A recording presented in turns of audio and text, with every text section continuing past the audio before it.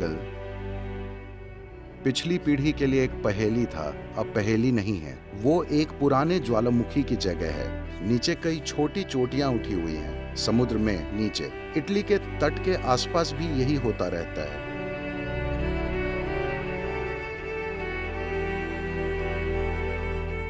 तो Bermuda triangle पिछली पीढ़ी के लिए एक पहेली था, अब पहेली नहीं है। इन दिनों कोई जहाज बर्मुडा ट्रायंगल में जाकर नहीं डूबता। बस वहां जहाज चलाना मुश्किल है। एक न्यूज़ चैनल पर एक डॉक्यूमेंट्री में दिखाया गया था कि बॉस्फोरस से जहाज निकालना कितना मुश्किल है। ये समुद्र तुर्की में इस्तांबुल के दो हिस्सों के बीच है, इसे बॉस्फोरस कहते हैं।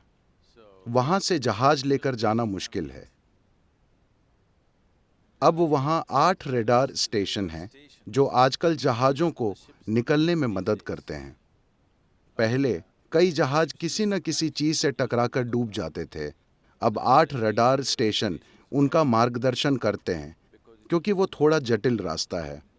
वो सड़क पर किसी ऐसे मोड़ की तरह है जहां हर दूसरे दिन दुर्घटना होती है। लोग तुरंत कह देते हैं कि वहां कोई भूत है जो दुर्घटनाएं करवाता है, ताकि और भूत जमा हो जाएं। बेंगलुरु मैसूर रोड पर एक जगह है किंगेरी। हर महीने कम से कम 3 से 5 लोग इस मोड़ पर मरते थे।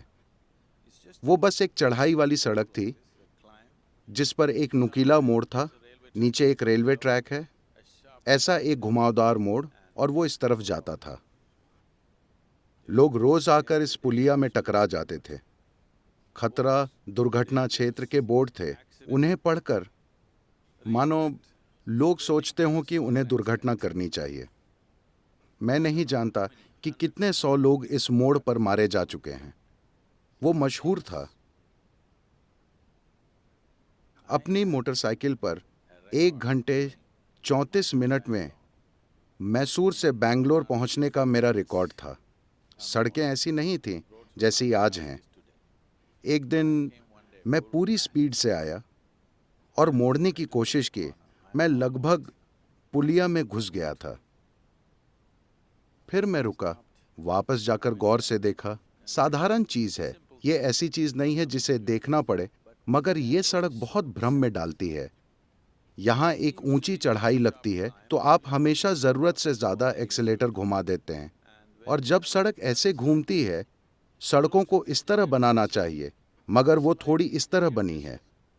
वो जबरदस्त धोखे में डालती है। मतलब ये ऐसी चीजें हैं जो आप आमतौर पर जानते हैं, कोई रॉकेट साइंस नहीं है।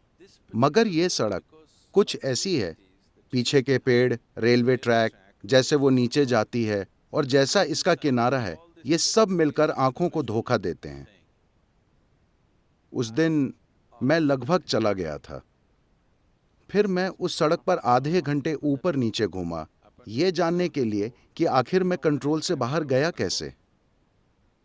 और फिर मैंने पाया कि वहां ये चीजें हैं। आज वहां हाईवे है और उस मोड़ को हटाकर सीधा कर दिया गया है। अब किंगेरी में कोई नहीं मरता, भूत चले गए। तो इसी तरह बर्मुडा ट्रायंगल बस जहाजों के लिए एक मुश्किल जगह है, क्योंकि वो एक पुराने ज्वालामुखी की जगह है।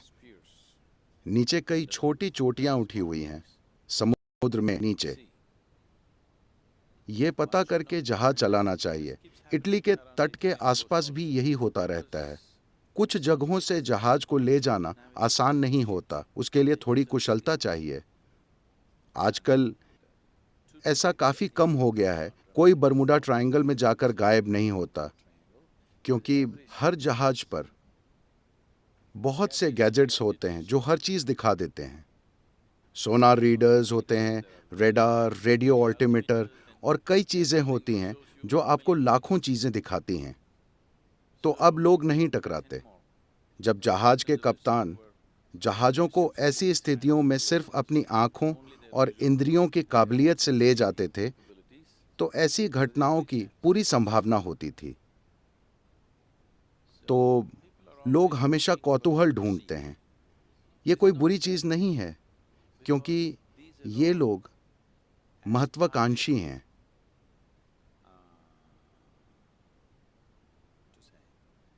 वे रहस्यवाद को जानने की महत्वाकांक्षा रखते हैं, क्योंकि उन्हें कोई तरीका नहीं मिला, तो उन्होंने कोई चीज़ ईजाद कर ली। कुछ खोजने के बजाय उन्होंने कुछ ईजाद कर लिया। तो आप कोई चीज़ ईजाद मत कीजिए, महत्वपूर्ण चीज़ ये है कि आप कुछ खोजिए।